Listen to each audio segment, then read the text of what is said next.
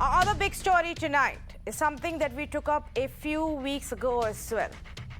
Story that concerns me constantly every time we see such an incident of hate, where people from the society, citizens, family members, random strangers, self-appointed vigilantes or moral police take the law in their own hands. And for no other reason except for hate. When hate becomes so deep-rooted in our society, and the people who inculcate that become so brazen that they openly break the law and take lives, then it's a problem. A number of incidents have occurred just in the last 1 month that it is so alarming, and I know these are only the ones that actually made it to our radar. Probably a lot more. It only goes on to show there is so much hate still in our society. There is so much of communal division still in our society. The latest incident coming in from Kanapur in Belagavi in Karnataka. We've actually been tracking this story very closely because something from day one looked very fishy here. From day one on September 28th, 10 days ago, when a young man's body was found on the railway tracks. When initially the case was registered, it was indicated that it was perhaps a case of suicide. But the family wasn't convinced. And very quickly they realized, as they saw the body themselves and they turned the body around, that the young man's hands had been tied up, they claimed, which means that he was murdered and then put there to make it look like a suicide. 10 people now today have been arrested, and I'll tell you how it played out. This young man, Arbaz, was allegedly in a relationship with a girl who was not from his community, who was a Hindu. Her family objected to this relationship. And this is known.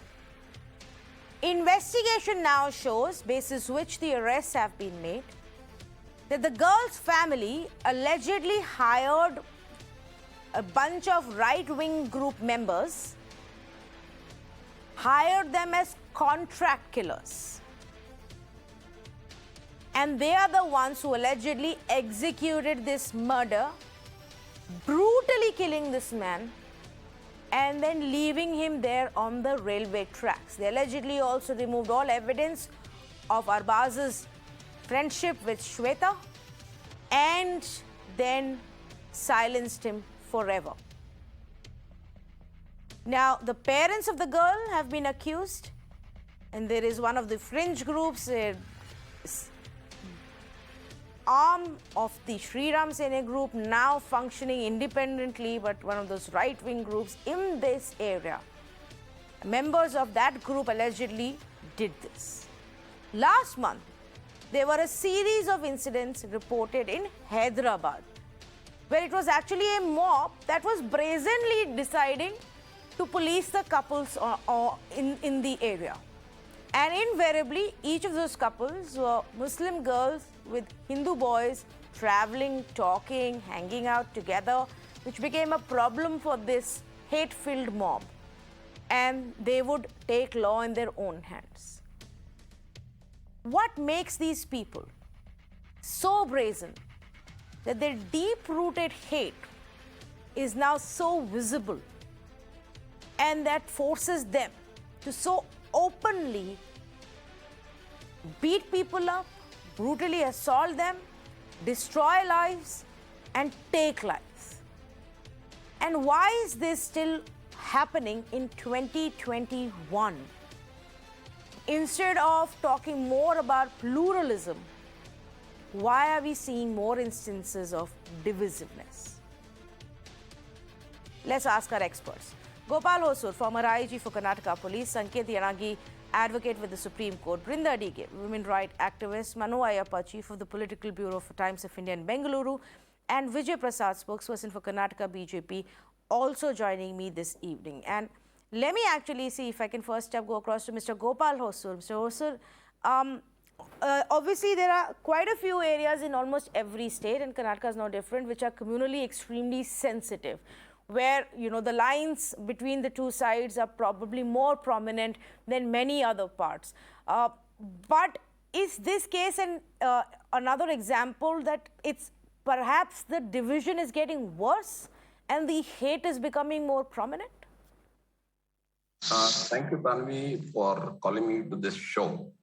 Probably you're calling me because I'm a former police officer of Karnataka with 35 years of experience of having worked in extremely sensitive regions of the state. But I think you have got some of the facts right. Some of the facts need to be validated through a process. The fact that at the very outset, I would like to compliment the police. And you mentioned about the outfits, etc. Yeah, you're right. The police did a spectacular job. 28th night, late evening, a dead body was found on the railway tracks when the Rani Chennamma Express was passing. And I think probably the driver of that train noticed it, informed the station master, who in turn informed the police. The police went to the spot, they shifted the body, they did the initial investigation. The next day morning, the Director General of Police, Mr. Praveen Sood, he directed that this needs a proper investigation. By then, the mother of the deceased, Arbaz, she also found certain things that they did not look like a suicide under a train. So immediately a force was constituted. The case was transferred from the railway police to the district police.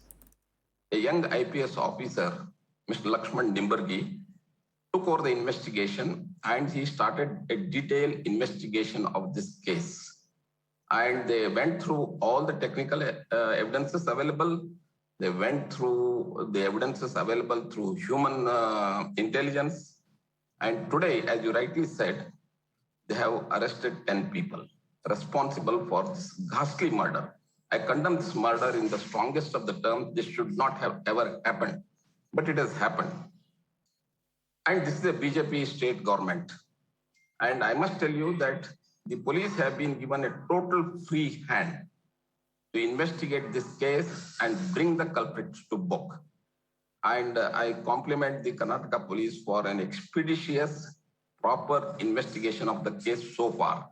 Actually, this is just the beginning of the case. I think the case has to go much farther than this till the culprits are convicted in a court of law for this ghastly murder. Having said that, as the kind of cases that we see, because I have worked in the most sensitive belts of the Western Range where the issues of love jihad and interfaith marriages, they take a very, very sensitive turn in our society. We need to arrest this.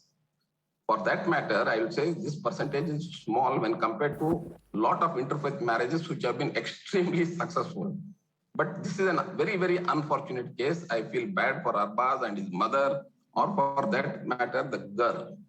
In this case, it is not just one outfit. It is an outfit, no doubt, which has got a name called the Sri Ram Sene Hindustan or something like that. But there are also elements from other communities which are also involved in this. This is basically a mafia behavior which needs to be condemned and it needs to be put down with a very, very strong hand. And I'm sure the government, the people, the police are capable of handling this. As regards, you mentioned, yeah, there is some hate in the society. This has got historical reasons. Maybe time alone will sort this out in due course. But from the side of the government, I must tell you that the government has done its best. Yes. And I think very clear instructions were issued to police, bring the culprits to book. Yes, I agree with you, Mr. Hosur. I agree with you in this case that the police has done a proper investigation.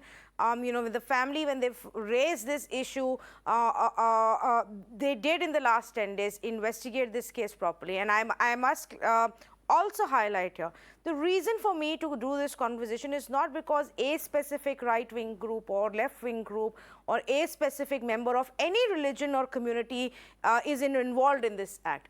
But I want to make a larger point of how more and more of such instances, especially in the recent past, have happened in Karnataka, in Uttar Pradesh, in Telangana, Andhra Pradesh, across our country. And why certain people are being driven more by this hate and are brazenly taking these open decisions and taking law in their hands. Sanket Yanagi, good evening to you. Is there also an element that maybe some believe they will get away with it, that this way or that way they will get away, whether at pre-investigation or during the trial stage, and perhaps someday they will be rewarded?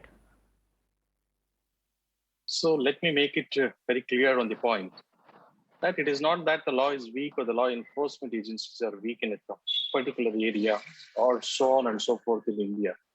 But the case is that some fringe elements find some support in the politics or the political organizations, or could be that they are supported by some politicians or the factions of the politicians by which they are acting so rudely and in a way which is detrimental to the peace and the order of the society.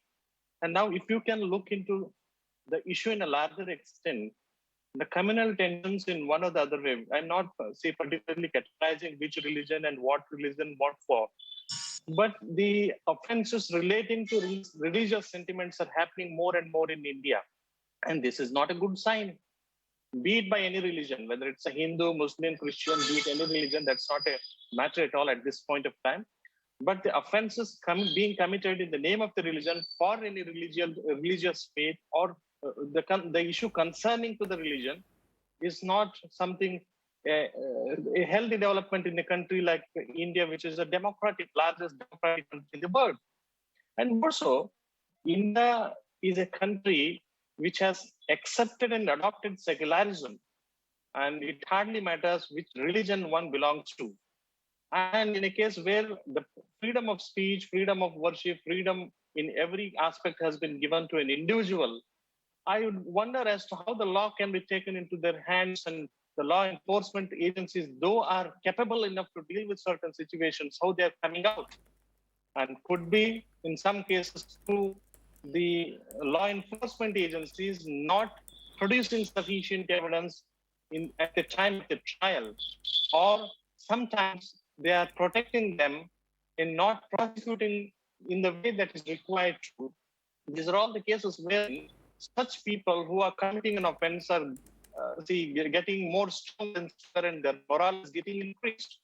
And now, irrespective of religion, irrespective of the person who has been committed, who belongs to any particular religion, A or B, irrespective of the fact whether the murderer is A or B, the government has to do an impartial investigation and see to it that the offender is punished, so that it should send a strong society. And the secularism must be protected, honored, and has to be taken forward by the government. It's an important stage where it's a responsibility of the government. So in that case, the government responsibility, instead of blaming the murderers, blaming the person who is murdered, look at this issue. Mr. Yanagi, unfortunately, we seem to have some trouble there with the network. We're going to try and fix that, and I will come back to you. But I understand, the point that you were trying to make. In fact, let me give some of the examples. And on 17th of September in Bengaluru, it was a Hindu man traveling with a Muslim woman they were on a two-wheeler. They were stopped. They were asked questions, and then the guy was beaten up. That became such a big story that even the chief minister actually reacted on it, obviously because it was in the cosmopolitan city of Bengaluru. On 22nd of June, another young interfaith couple A Dalit boy and a Muslim girl murdered in Karnataka. Allegedly, the girl's family was involved. 4 people were arrested there as well.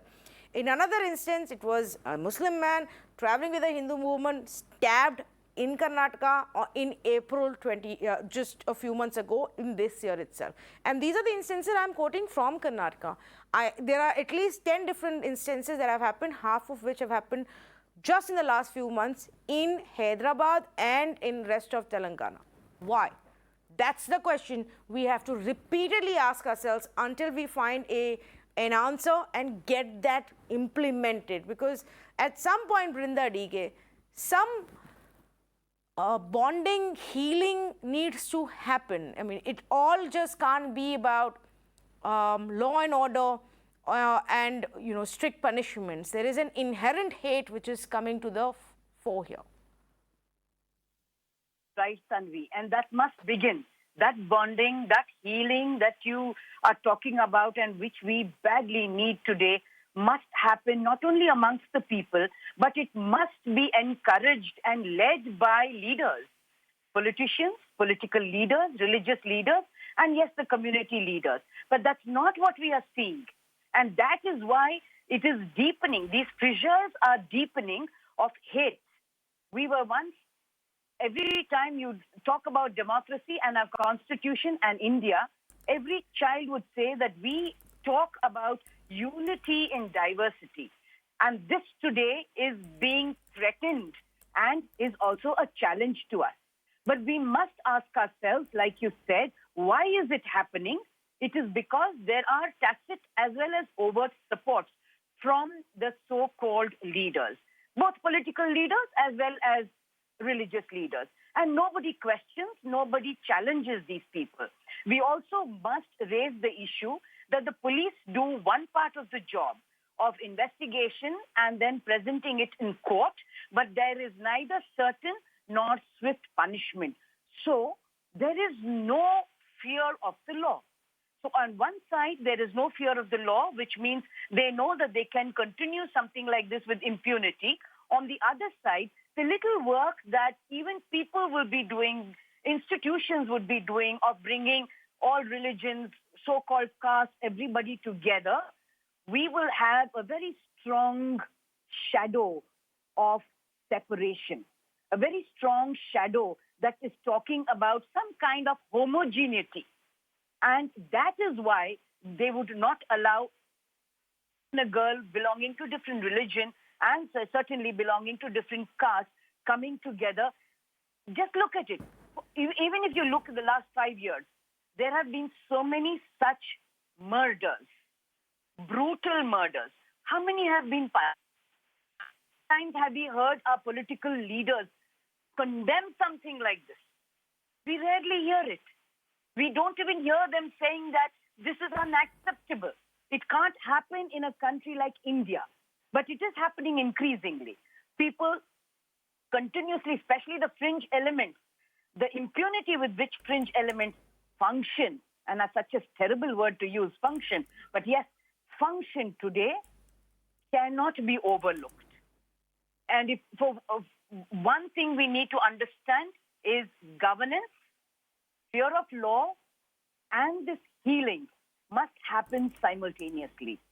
But is there any kind of conversion going to happen from our leaders? That is a big question. If we ask only the community to say that let's talk about healing, let's talk about inclusiveness, let's talk about this secular fabric of ours, which was so strong for this many centuries, if I may use that word, is now being frayed, and we cannot absolve the leaders of this. They must take responsibility, and our state agencies must take responsibility.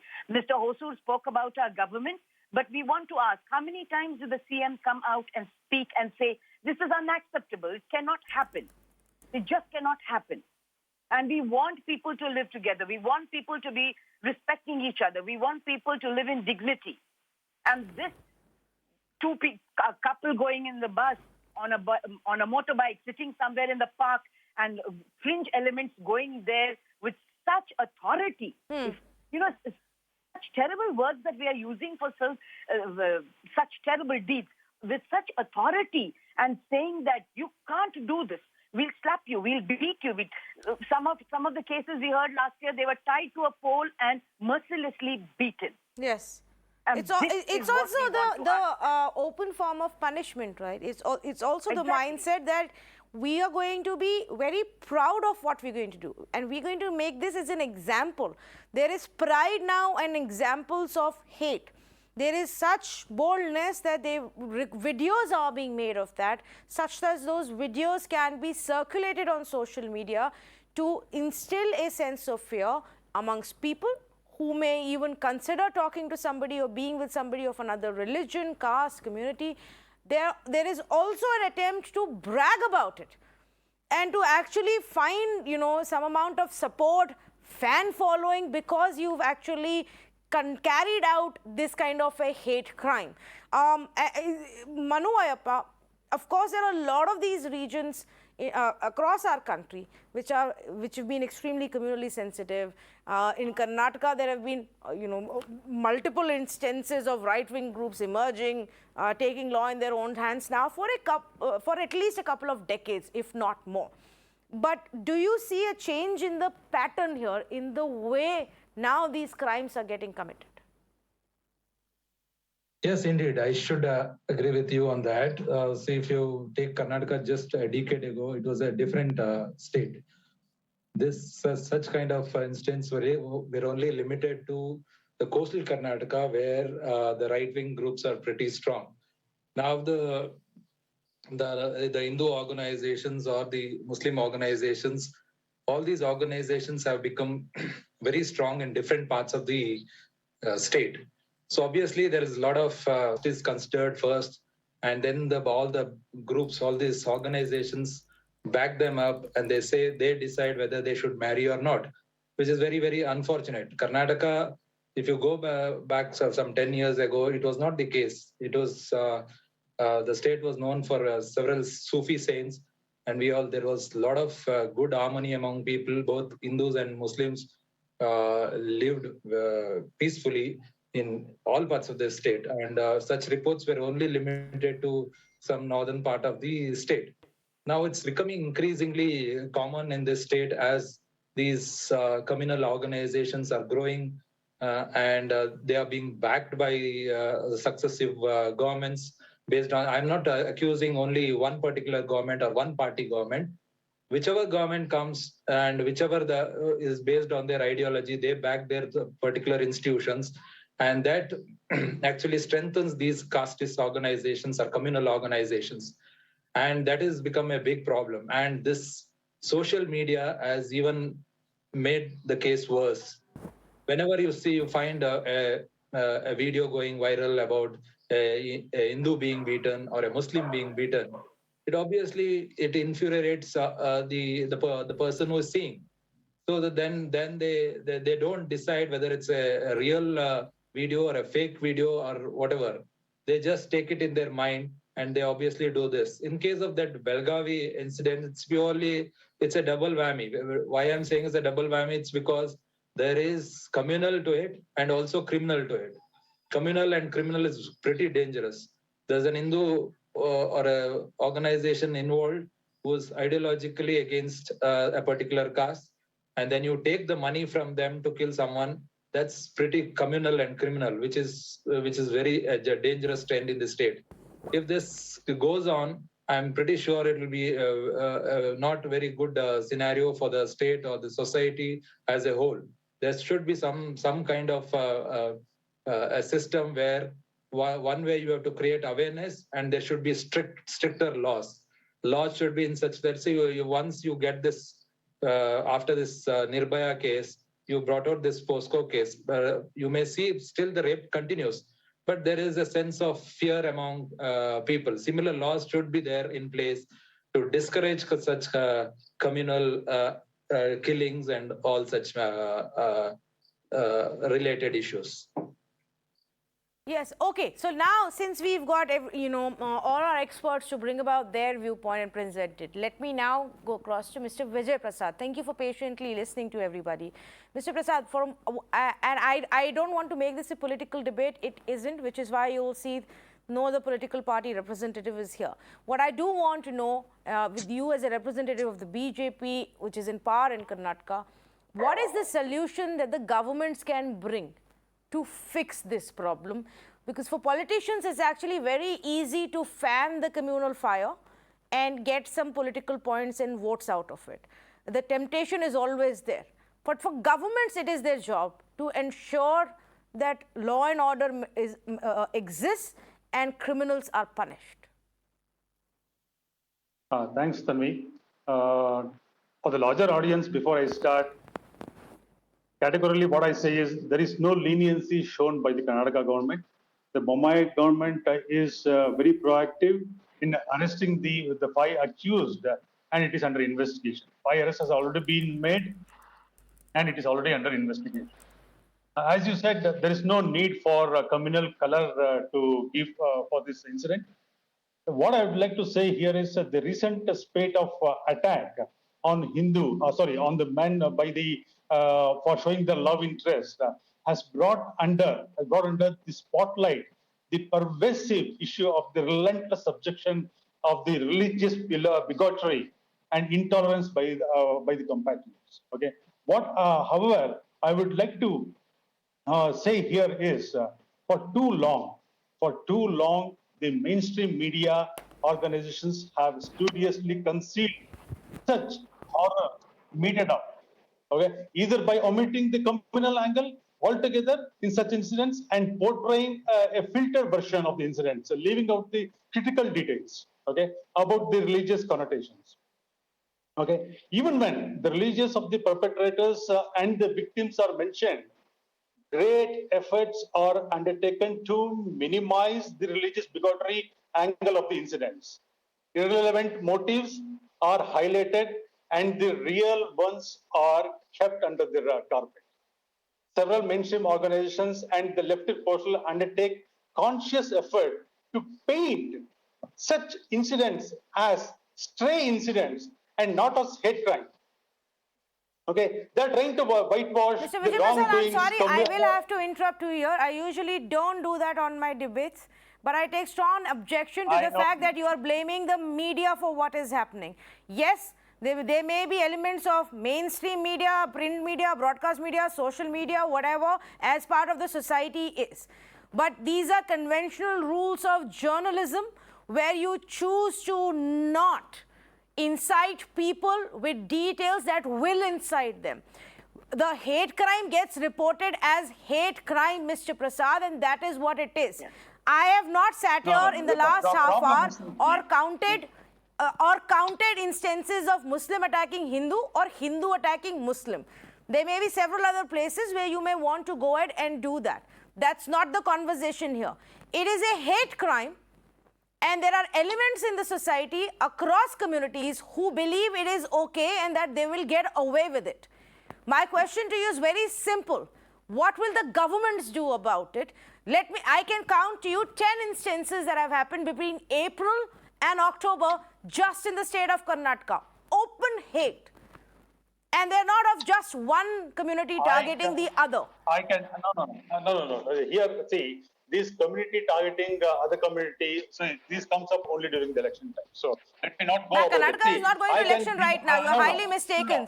I will use an argument that BJP usually gives me for everything. Some part of this country is always in election mode. Please don't make it about that. I want to say Karnataka is ruled by BJP and UP is ruled by BJP. Okay? So these are the two states. So whatever will happen, so it is the fanning of dominance. So what I would like to say here is, see, I can give you 50 such incidents that has happened across the country where there has been killed, beaten, and brutalized. This has been continuously kept under the wraps. And whenever there is a Hindu boy or girl is brutalized or killed, nobody talks about it. Why the media is taking up this as a blowing out of the proportion and saying that Hindu outfit has killed the Muslim boy. That is not the right thing here to do. So what we should do here is, what we should keep in mind here is, why Mr. there Vijay is Prasad, I would need- suggest to you, why don't you go and tell the BJP what to do and the government what to do? I am not sitting here to take a lecture from any politician on how media is supposed to do his job. All I can advise you and suggest to you is that maybe you start watching and following the right kind of media to get actually unbiased news that matters to people. News that matters to people is that young lives are being targeted simply because of hate. And instance after instance across states in this country show that politicians and governments refuse to take it seriously unless it suits their own agenda. Mr. Yanagi wanted to make a point, to him first and then to Manu Ayappa. Yes. Yes. Firstly, any crime is a crime against a society, not against just an individual. If an offense is committed, it has to be looked at this way. A has committed a murder of B, and the reason for A could be anything else, and it has to be investigated. A must be booked for having committed murder, for having a guilty intention which is not acceptable to the healthy society or under the legislative provisions of any of the enactment. And A has to be punished by the enforcement agency, and it must be supported. The enforcement agency or the investigating agency must be supported by the elected government. Elected government should not intervene in the stage of investigation, also in the stage of the trial, and it is not a case for it to celebrate or not to celebrate on this incident. It has to condemn it. Murder is a murder. Offense against a society is offense against a society. There is nothing different to be viewed at it. And if a government is taking a stand in a different way, other than blaming it or condemning it, which is an offense against a society, then that elected government would be doing injustice to its oath on the Constitution. So my only opinion is that irrespective of the party lines, irrespective of the religious beliefs, or irrespective of any of the sentiments which the person is having against a religious faith or otherwise, it is an offense against the society. It's against a peace and order in the society. It has to be condemned, it has to be booked, and it has to be taken to its logical end. And the government should support the law enforcement agencies at any cost. And the head of the government, irrespective of any political affiliation, has to condemn it, since he has taken the oath on the Constitution of India, which preaches and practices on the secularism of the country. That's all is my point. Yes, rather than resorting to whataboutery, it's a trap, Brinda Dige. The whataboutery is a big trap that can be used to get out of any situation without resolving the issue. Absolutely right, Tanvi. And what the advocate pointed out is what my government must do. This is an elected government, irrespective of which party they may belong to. And I was hoping that the spokesperson would be saying that, yes, my government insisted on the police doing their job as per law. And now we will have the prosecution and the justice system, the judiciary, seeing that it is brought to a logical conclusion. Because often we find that the police might register a case and take it all the way up to court, but we rarely see justice coming out of it. And that is the impunity that these fringe elements function. The impunity that they will get away with. And my government, my CM, I would want my Home Minister to extend that assurance to the people of the state that justice will be served as per the Constitution, irrespective of who did it, irrespective of how strong this fringe element supporters might be. And until then, we will all be living in fear. But more than that, it will be our young people who will be in fear. You watch movies almost on a daily basis where you always find that love does not really have any boundaries. Somebody falls in love with somebody irrespective of what their religion and their caste is.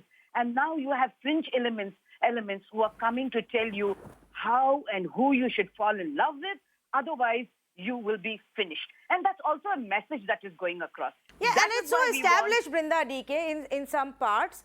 For example, in Telangana, in a Muslim-dominated area, this is a vigilante group, as they like to call themselves, that stands at a specific place and marks out couples who are traveling on two-wheelers, stops them bases the outfits that they are wearing, because they can see that it's a Muslim woman with a Hindu man, and a series of instances have happened where they've beaten up the Hindu man. In the incident that we are talking, it's the exact opposite. So organized that a family actually hired this group as contract killers, or at least that's what the initial case by the police is. Now they have to find all the evidence and prove it in a court of law. Now these are the details that the police has given us. These are not my versions of the story. This is what the investigators have put on record and will have to prove in the court of law. The point of the conversation, unfortunately, that many miss is not to say that a particular community is getting targeted, that a particular group is being emboldened because a particular party is in power. The point that we need to understand is that emboldened by each other, this side from that one, that side from this one, every side is now resorting to this hate. And it is worsening by the day, dividing us by the day, ruining the lives of our youngsters and our families, taking away our choice. Because somebody feels it is all right to hate. In fact, they feel it is cool to do that, to brag about it, and to assert this hate over inclusion. This must stop now. Thank you for joining us on this conversation. We move on to the third big talking point. Ahead of the festival season, actually festival season is pretty much here, and the festivities have begun